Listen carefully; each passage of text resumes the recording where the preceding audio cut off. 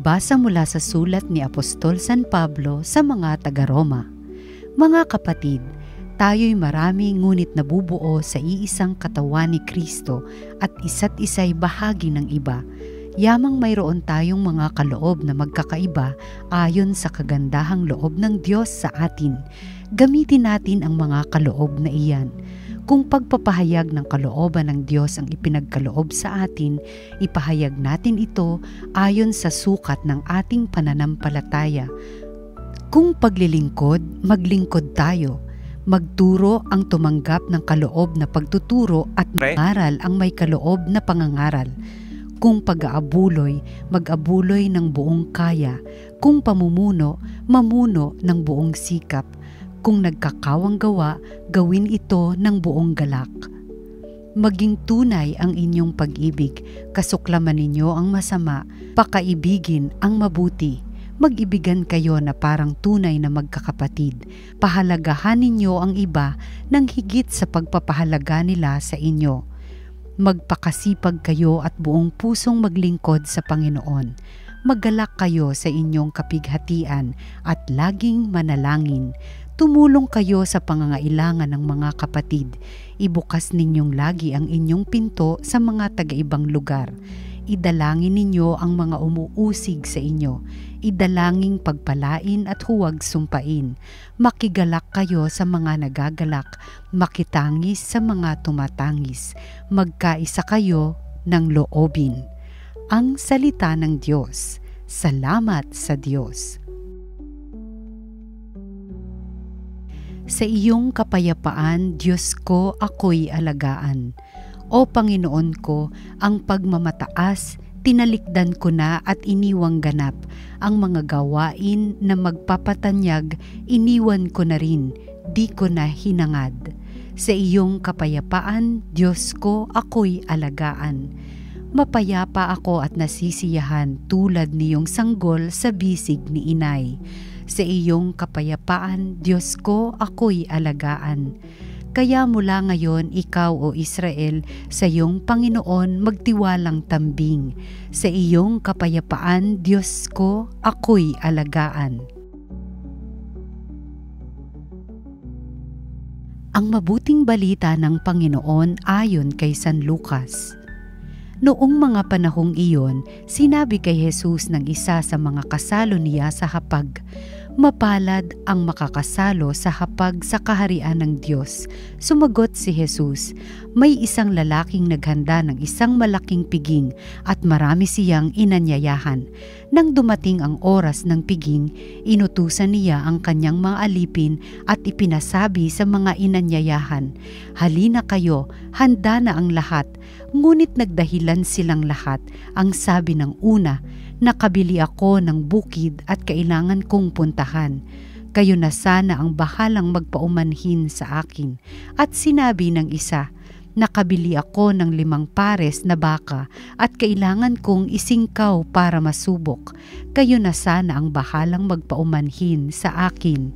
Sinabi naman ng isa, 'Bagong kasal ako kaya hindi ako makakadalo.' Bumalik ang alipin at ibinalita ito sa kanyang Panginoon.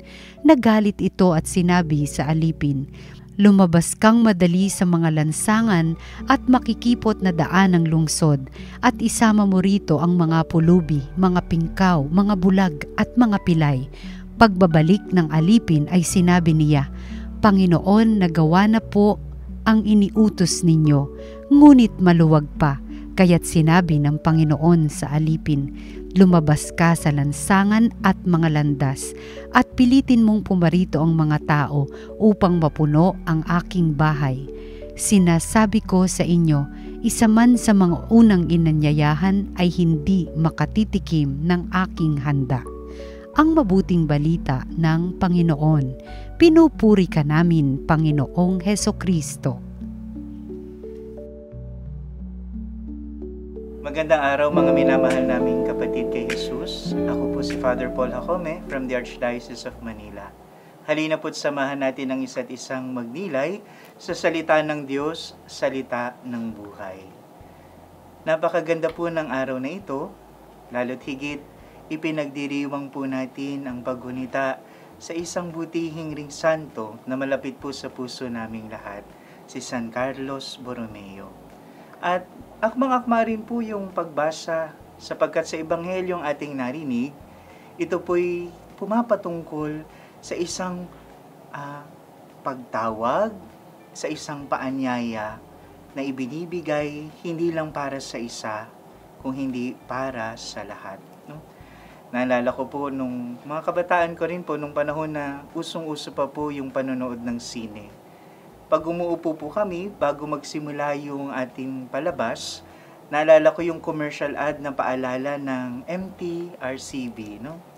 Sabi doon, laging may klasifikasyon. No? Nandoon yung inaakma, yung audience, at yung klasifikasyon ng yung papanoorin nila. Kaya nga sabi, pwedeng rated PG, no? May kasamang matanda, pwedeng R13. Meron ring iba pang rating, pero kapansin-pansin doon yung nasa dulo, kung saan binanggit nung batang masayang-masaya, sapagkat ang sabi, ang rating nung papanoorin niya ay rated G, for general audience. Pero sabi niya doon, para sa lahat, pwede sa lahat. Ito rin po yung diwa nung paanyaya na sinasabi sa atin kung paano umuusbong ang kaharian ng Diyos, kung paano ito ibinibigay at sa lahat ng pagkakataon, pinapaanyaya para sa atin, sa bawat isang may pagkakataong tumugon sa kalooban ng Diyos. Kaya nga po, sabi rin doon, nung isang kasalo ni Jesus sa hapag, doon sa Ebanghelyong ating narinig, mapalad ang makakasalo sa hapag sa kaharian ng Diyos. No? Pero sinabi rin doon ni Jesus, may mahalagang tatlong dapat bigyang diin sa pagbasang ating narinig. At ito'y kanyang ipinahayag sa pamamagitan ng kwentong isinalaysay niya. At ang unang punto, nais ko pong bigyang diin, ang Diyos ang parating nauuna. Kaya nga po, nang sumagot si Jesus, sinabi niya roon, may isang lalaking naghanda ng isang malaking piging at marami pa siyang inanyayahan. No? Ito'y pasulyap sa atin ng lubos-lubos, buhos na pagmamahal ng Diyos. Ika nga po, we don't deserve it, not even by our own merits, but by out of His sheer goodness, no, it was given to all of us. Na-imagine niyo po ba, kahit minsan, no, kahit ang kagustuhan nating magpakabuti, hindi naman dahil lang sa sarili nating lakas. Ito'y sa paanyaya at sa lakas ng Espiritu Santo namumuhay sa ating sarili, na kahit hindi natin kailangan, hindi natin deserve, patuloy at paulit-ulit na iniaalok para sa ating lahat ang pagkakataong makasalo sa hapag ng Panginoon. Ito yung una, na marami po sa ating hindi nakikita, no?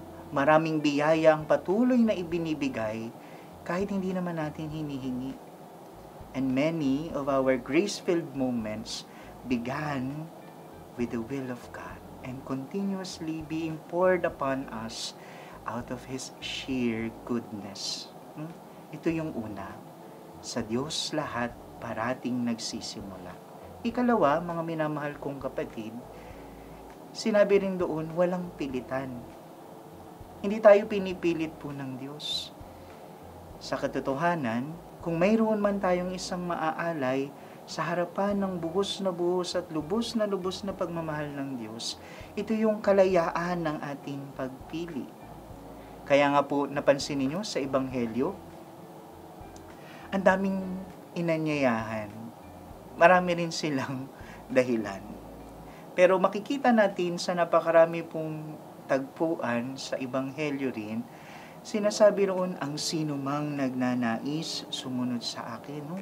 Ang sino lang naman ang magnais. Hindi naman niya sinasabing pinipilit ko kayo.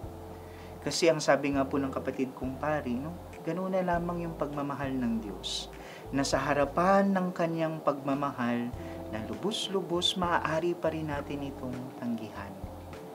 we can also make excuses, just like what we saw in the gospel, no? Ang dami nilang sinasabi, mayroon silang kailangang gampanan, mayroon silang kailangang puntahan. Yes, our reasons may be valid, but we are never excused, no? Especially when it comes to matters of eternity, no? Kasi anuman po yung biyaya, no, baliwala yan kung tayo rin ay tatanggi. Sabi nga po nung lola ko, no, kahit magtatatumbling pa ang sino man sa harap mo, kung ayaw mo talaga, ayaw mo. Pero sa tagpuan ni Jesus at nung kanyang mga kasalo sa hapag, no, the Lord sees the necessity and He has the sense of urgency, no, na anuman yung nagaganap doon sa panahong iyon, it is a matter of eternity, no? Gusto niya at ninanais niyang ialok yung katotohanan ng paghahari ng Diyos ay para sa kaligtasan naman ng lahat. Kanya lamang, pwede pa rin tayong tumanggi. Pwede nating tanggihan. Kaya nga ang lakas at ang dangal sana ng bawat pagpili natin ay umuugat sa kagustuhan nating tumugon sa paanyaya niya. Hindi lamang po ang pagbasa ay patungkol sa paanyaya ng Diyos at sa kakanyahan nating tumugon. Lalo't higit, binibigyang diin sa atin, no? Pwede lamang tayong tumugon sa ngalan ng kapakumbabaan. Sa mundong ang sigaw ay maraming personal na dahilan, no? Maganda po ang imahe at larawan sa atin ng santong ating ipinagdiriwang, si San Carlos Borromeo, no? Sa kanyang buhay, ang pag-oo niya ay bunsod ng kanyang kapakumbabaan. Kaya nga po sa Ebanghelyo, no, ang mga taong tumugon ay sila yung handang umamin ng kanilang kakapusan at handa rin nilang tanggapin kailangan nila ang Diyos. Ang Diyos na kayang punuan ng lahat ng puwang sa buhay nila, no? Kaya nga ang mga nauna, sila pang mga hentil, sila pang mga nagbabalik loob mula sa buhay na makasalanan, no? Kasi sila rin yung may kababaan ng loob makita sa kakapusan nila, kailangan nila ang Diyos. When we respond, my dear sisters and brothers, no, it should never be a half-hearted yes. Kaya nga sinasabi roon, no, kahit pa sabihin ng mga tao na gustong tumugon pero may dahilan, no, it's not about saying, it's the thought that counts, no? Mahirap po yan. Kailangan ng bawat pag-oo natin ay may paninindigan din mula sa ating sarili. Kaya nga ang pagtugon hindi sa isang araw pa o isang araw lamang, no? Ito'y inaaraw-araw sa ngalan ng kabukasan ng ating kalooban sa malawak na plano ng Diyos at sa mas malawak na plano ng kanyang kalooban. Sabi nga po ni San Carlos Borromeo, no, humilitas, because it takes humility to be able to move beyond the confines of our selfish gains and reasonings and move towards the fulfillment of God's invitation, no?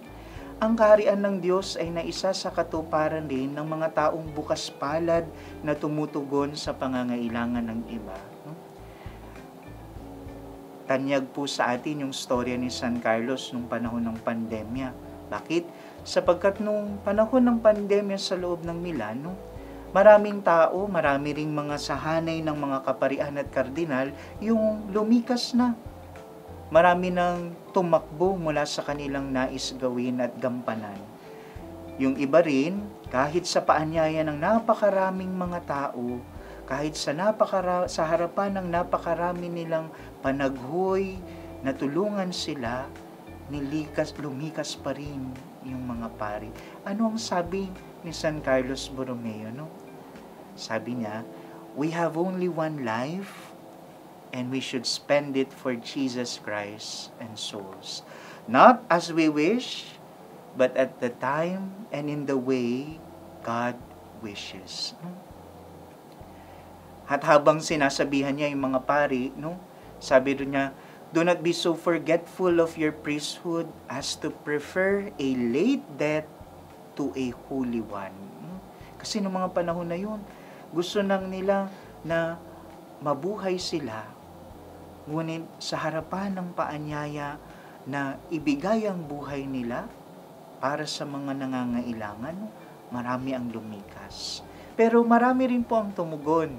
Kaya nga yung himala nung storya na yun, sabi, marami ang mga pari at mga kaputsino na tumugon doon sa paanyaya ni San Carlos. At yung mga bahay at mga seminaryo, naging tahanan ng mga may sakit.